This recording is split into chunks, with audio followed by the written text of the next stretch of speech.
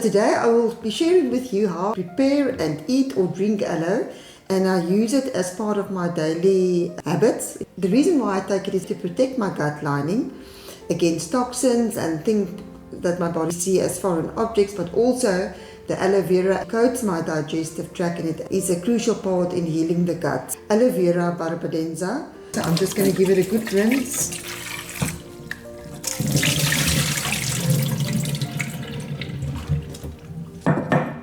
And then I'm going to add some clean filtered water.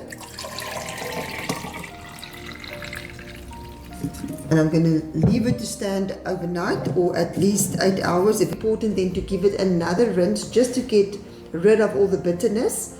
Fill up your container every day with clean fresh water. I use about 2.5 centimeters of my leaf.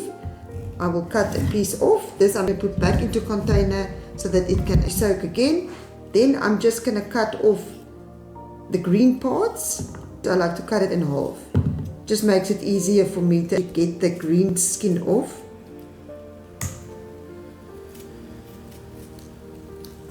And we're just going to use this gel part. It's the same for this part. I don't mind eating this slippery pieces of aloe.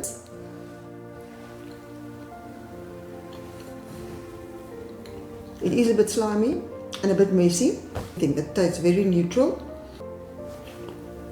So you can do it. This is the quick way. You eat it like this 15 minutes before a meal, or you can put it in your blender and you can add some water, anything between a quarter cup and half a cup. Blend it together.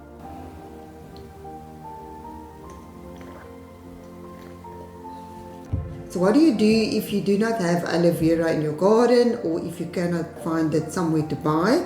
Another good option is slippery elm, made from the bark of a specific tree, and it is a very fine powder. We take a teaspoon and then make sure to close it properly again. And I always store my herbs in a cooler area. Then I'm going to add water again, also half a cup. That you've got to move fast and give it a good shake, else it's going to be very lumpy and difficult to mix, and you need to drink it immediately. And if you just leave it and don't drink it, you will see that it thickens quite a lot. I hope you enjoyed today's protocol. Have a wonderful day and hope to see you soon.